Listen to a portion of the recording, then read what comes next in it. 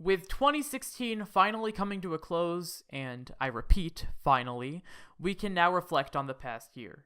And even though 2016 was not the best year in any way, shape, or form, but especially in gaming, we still had those hidden gems throughout the year.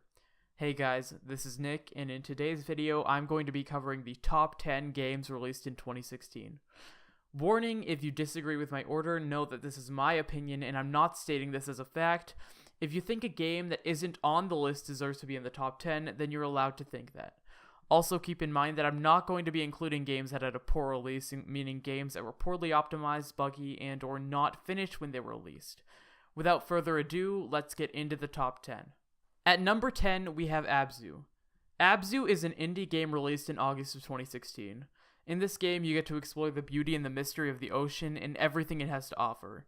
In Abzu, fish react with each other and simulate how the ocean would respond in real life, and the game is seriously just beautiful.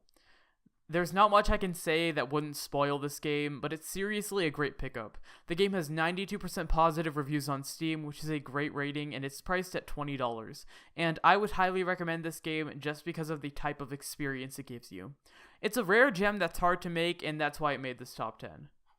At number 9, we have Firewatch, which is a single-player mystery game where you play as Henry, a Wyoming park ranger with the only other person to talk to is a person at the other end of a handheld radio. Firewatch is a great game and I would rank it higher, but the reason it got a number 9 instead of a higher number is because of the lacking amount of content in this game. You pay $20 for a 3-hour story and then you're done. But if you don't mind the lack of content, Firewatch is a truly incredible and touching game. I remember playing through this game and being so emotionally overwhelmed by an incredible story, and I feel like this type of game is what we are more in need of, an immersive and emotional experience. The game has 87% positive reviews on Steam, and I would seriously recommend this game. It's a must-have for anybody out there. At number 8, we have Dark Souls 3. Dark Souls 3 is an action role-playing video game where you fight the likes of different enemies, all with different attack variations, and as you defeat your enemies, you gain souls. I myself don't know a lot about the Dark Souls universe, but what I can tell you is that this game looks seriously interesting. And it's a lot similar to games like Witcher 3 or Bloodborne in a way where it has a lot of lore. So if you think you'd be interested in a game like this, this could be a good pickup for you. The game has 88% positive reviews on Steam, and to play it, you will have to drop about $60 on it, but that doesn't mean it's not worth the money. At number 7, we have Doom, an FPS with an outstanding single-player experience.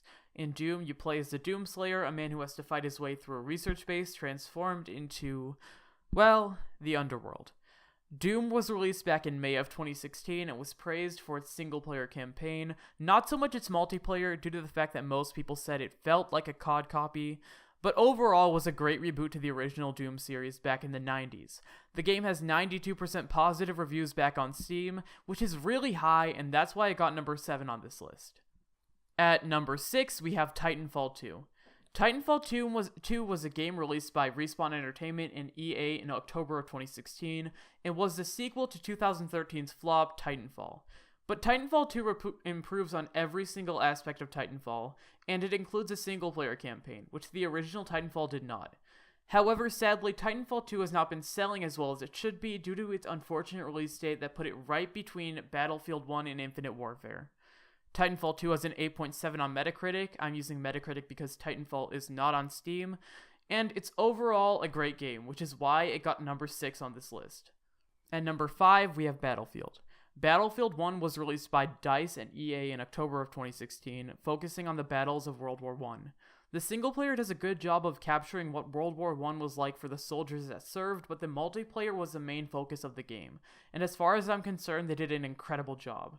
From the level of detail in the graphics to the different weapon classes and balance of the game, you're going to have an incredible time. Battlefield 1 was one of the biggest shooters of 2016 and will probably remain that way for the next few years. It has a rating of 8.8 on Metacritic, which is why it got number 5 on this list.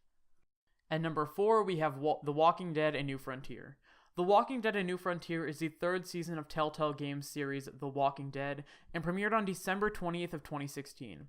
In The Walking Dead: A New Frontier, you play as Javier, someone who's trying to survive the zombie apocalypse with his family, which is different from the previous season where you play as Clementine. The Walking Dead: A New Frontier opened to critical acclaim from both reviewers and users alike after the somewhat hit-or-miss second season. It has 86% positive reviews on Steam, which is very high, and from personal experience, I highly enjoyed this game, which is why it made number 4 on this list. Just as a note, this is a episodic game, so there will be more episodes coming in 2017, but the first 2 were released in 2016, which is why it made the cut. At number 3, we have Stardew Valley. Stardew Valley is possibly one of the best indie games of 2016, if not the best. In Stardew Valley, you inherit your grandfather's plot of farmland in, you guessed it, Stardew Valley, and you have to start from nothing but a few coins. This game is an RPG, so it's targeted towards a certain group of people, but if you think you'd like this game, then I would say give it a try, because with a game so highly regarded as this one, you really can't go wrong. The game has a whopping 97% positive review rating on Steam, which is probably one of the highest rated games on Steam itself, which is why this title made number 3. At number 2, we have Overwatch, a game released by Blizzard Entertainment back in May.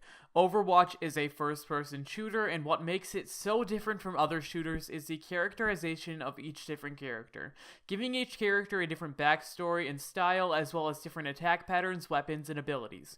Blizzard released this game to overwhelming success and gained a player base of over 15 million players just within about 8 months. It has a rating of 9.1 on Metacritic, and personally I think this game is great, and is probably one of my favorite games to play as of right now, which is why it made number 2 on the list. And finally, at the big number 1, we have Uncharted 4. Uncharted 4 is a game released by Naughty Dog back in May exclusively for the PS4, and it's the last installment to the Uncharted series. In Uncharted 4, you play as Nathan Drake, an ex-explorer who is all of a sudden faced with the terms that his brother might be killed if he doesn't help him find the lost treasure of Henry Avery.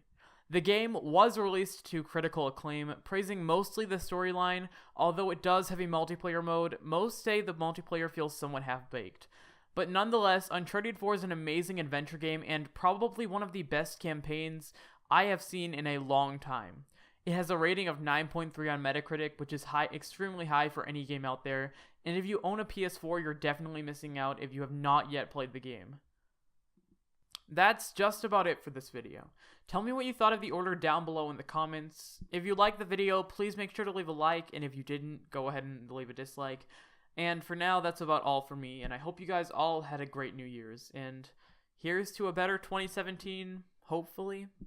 Bye, guys.